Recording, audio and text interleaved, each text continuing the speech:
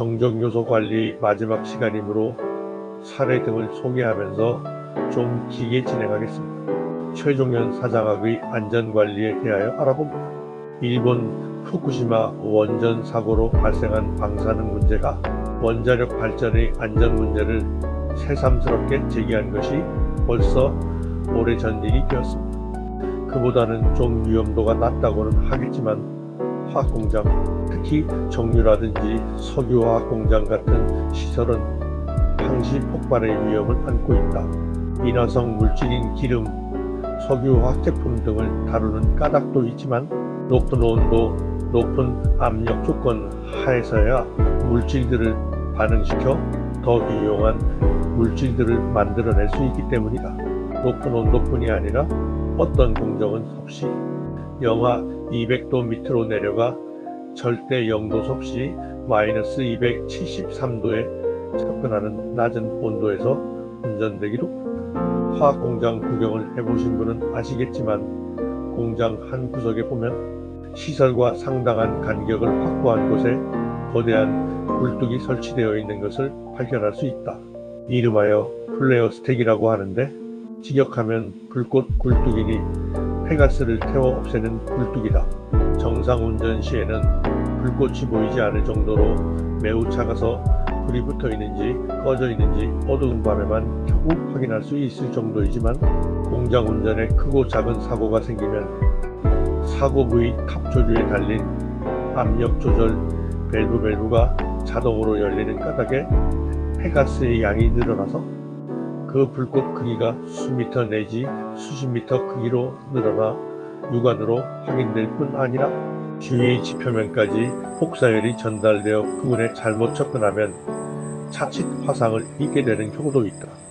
호랑이 담배 피던 시절의 이야기지만 정유 공장을 처음 지어 운전할 때에는 우리나라에는 아직 프로판, 부탄 등 LPG의 수요가 개발되기 이전이라 이를 회수하지 않고 전부 플레어 굴뚝을 통해 태워버릴 수밖에 없었는데 따라서 굴뚝 불꽃의 길이가 항시 장대하여 밤낮 가리지 않고 거대한 봉화불을 올린 것 같은 대단한 장관이었다. 당연히 그 흐름도 대단하여 정유공장 부근 주민들은 빨래를 집 밖에 널지 못할 뿐 아니라 집 안팎에 검댕이가 쌓이곤 하여 어려움이 많았다.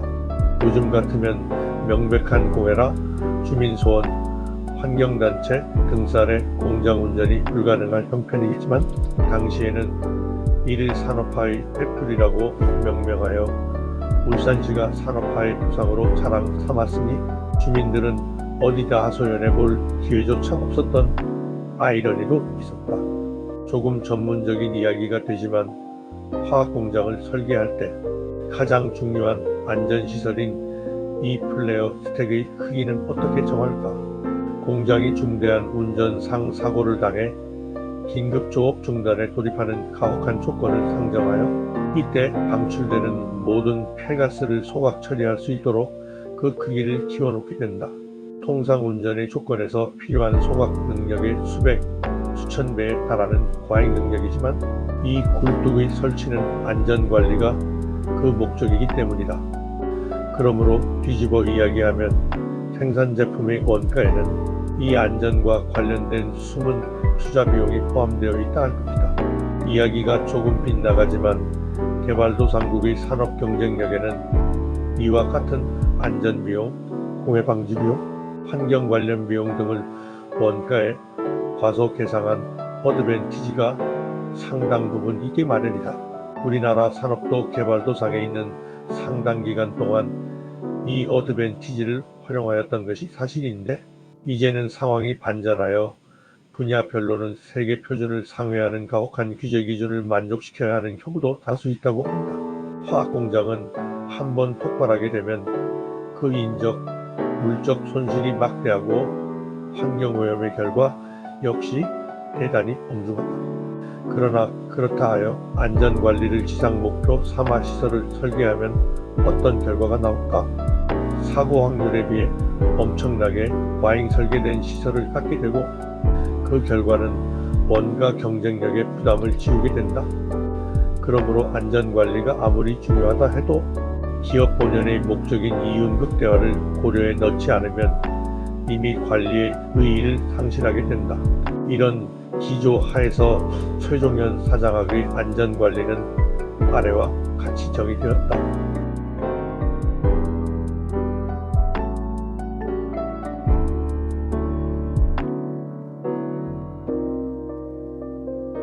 기업의 인적, 물적 손실과 환경오염이 없도록 사고를 예방하고 발생 시 그 피해를 최소화하는 것이다. 여기서 인적 손실이란 업무수행 과정에서 사고로 인하여 발생하는 종업원의 사망과 상해를 말하며 작업 환경으로 인한 직업병을 포함한다. 물적 손실이란 사고로 인한 재산 상의 즉 간접 손실을 말한다. 이중 직접 손실이란 사고와 직접적으로 관련되어 발생하는 재산 손실을 말한다.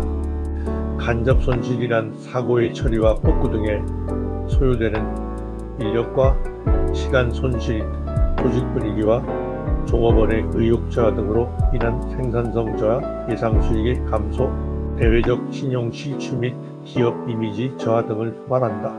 환경오염이란 기업에서 발생시키는 대기, 수질 및 토양 오염과 소음, 진동 등으로 공중에게 피해를 주는 것을 말한다. 사고를 예방하고 피해를 최소화한다는 것은 사고에 대한 철저하고 정확한 조사, 연구를 하여 완벽한 대책을 수립하고, 즉 가능한 한 많은 사례 외 사고 사례를 수집하고 분석하여 사고 유형별 원인, 피해, 조치 및 파급 효과 등을 철저히 파악하고 각 사업장이 가진 사고의 가능성과 사람, 설비 및 관리의 불안전 요인을 빠짐없이 찾아내어 이를 제거할 수 있는 철저한 예방 대책을 세워야 한다. 사고 발생의 조기 발견 체제를 구축하고 발생 시 신속 정확하게 대처하여 피해를 최소화할 수 있는 빈틈없는 대비책을 마련해야 한다. 안전과 관련된 설비, 장치 및 도구의 사용이나 규정 등의 시행은 누구나 쉽고 간단하게 할 수 있도록 해야 한다.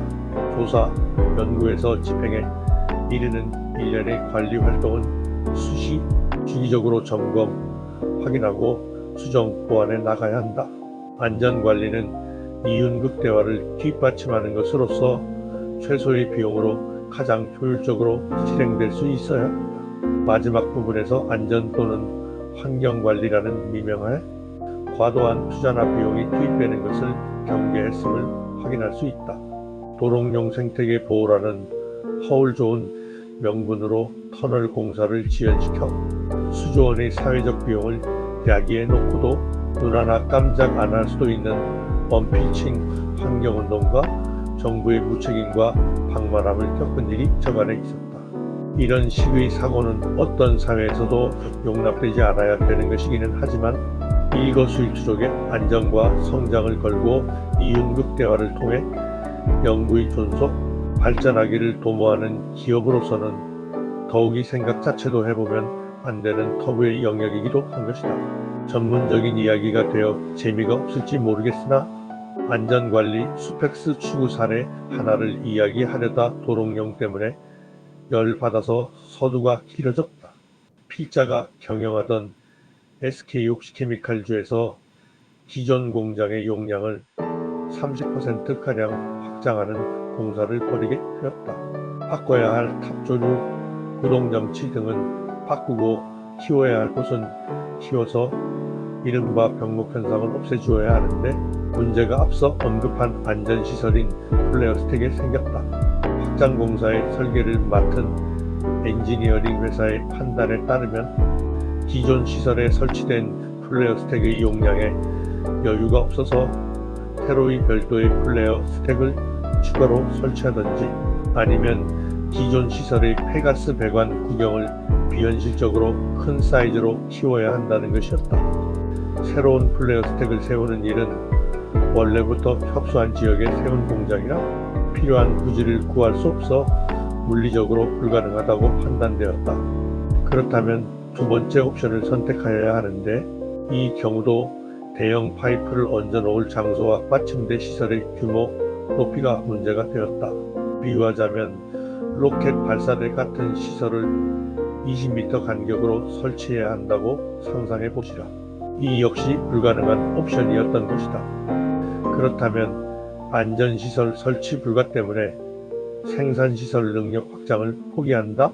딜레마에 봉착하게 되면 돌아보아야 하는 것이 있다. 문제를 보는 시각, 즉 패러다임이 올바른 것인가를 돌이켜 보아야 한다는 것이다. 이 거대한 괴물 안전시설을 피력해 하는 비상사태, 시에 발생하는 폐가스는 도대체 왜 어떤 원인들에 의해 생겨나게 되는 것인가? 그 원인들을 차단하거나 적어도 동시에 발생하지 않도록 조처하는 방법은 없는 것인가? 따져보니 너무나도 당연한 가정에 도전하고 있는 셈이 되었다. 비상사태를 이야기하는 근본적 원인은 정전, 즉 예상치 못한 전력 공급의 중단 사태이다.